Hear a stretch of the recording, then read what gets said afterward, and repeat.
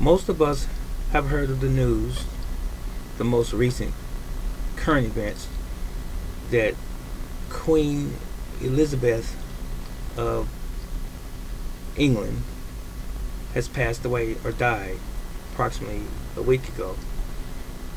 And they say the world is mourning her death. Family, friends, members, followers, the nation that she reigned over. After 70 years of service, in her early 90s, she's now gone. Now, as many as are mourning her passing, there's a significant amount of people and even countries that are not mourning her passing. In fact, many of them have taken to the media expressing how they are insensitive to her dying because of the atrocities associated with her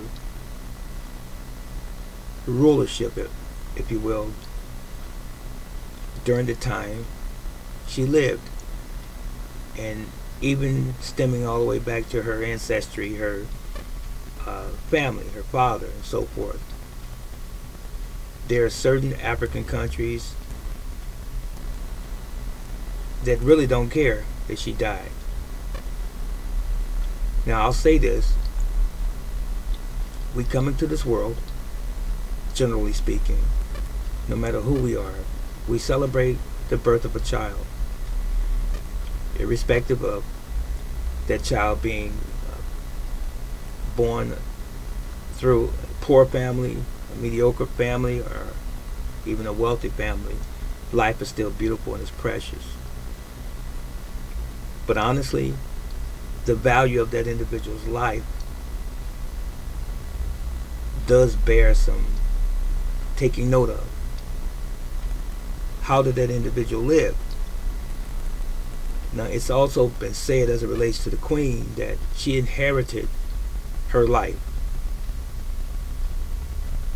It was passed down to her.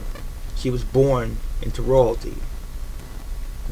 And as a result, she was very powerful, very wealthy, and very celebrated by those who knew her, who worked for her, who took care of her, who served her, and who admired her at a distance.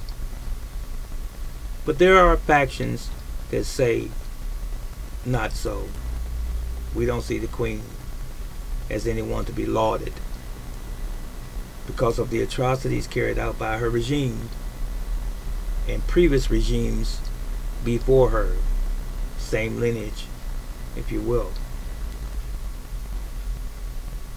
She colonized, perpetuated colonization of many countries.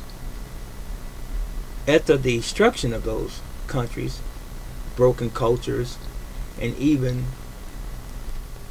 killed many, many people, her history has it, she was responsible, if not directly, indirectly, with the devastation of many people's lives in the continent of Africa.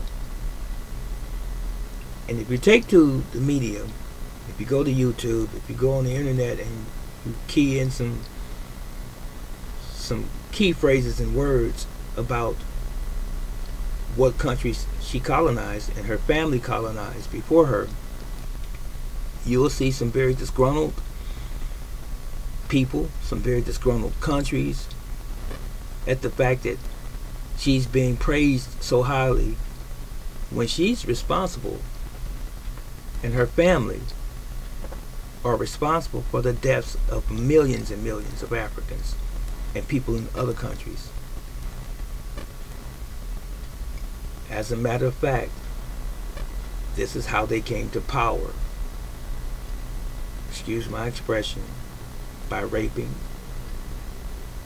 stealing, pillaging,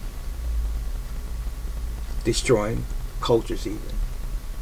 That's how they came to power. Now, again, as I said before, life is precious. Death is hard to accept for many of us, no matter where we find ourselves in the world, no matter what our station in life. Be you a good person or a bad person or an evil person,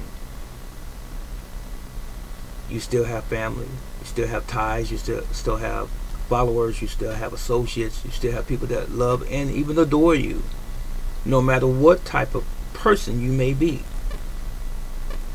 Even an evil person. Look at Adolf Hitler. He had a following. There were people that loved him. But we all know the atrocities that were carried out by him and his regime. Do you think upon the day that he died that the Jews celebrated him as a person? Knowing what he did as it related to the Holocaust and all of the many, many innocent Jews that were massacred by him or by his hand. So if this be true about the Queen, why so much celebration when her family destroyed so many lives? I'm not taking a side. I'm just simply saying this is all in the books. This is all proven facts. This is not conjecture. This is not me making this up. I'm not pulling this out of the sky. These are facts.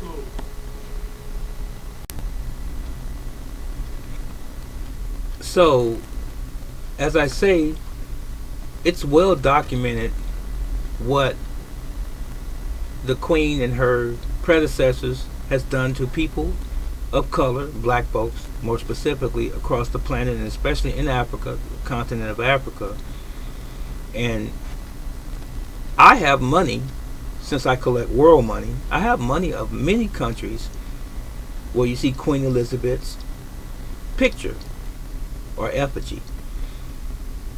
And King Edward is on there as well. I mean, what gives any group of people, whether small or large, the right to take over another nation, another country, another province, another village or city or state or what have you, and insert your own rule of law? What gives you a right to do that? And again, like I said, this is well documented. It's tyranny at its best. Killing off hundreds of thousands and millions of people to insert your own self. So I'm not applauding the death of anyone, but I am simply saying we need to consider the life of that same individual before we're so quick to begin to praise them. That was it, and that was all. Let us know what you think.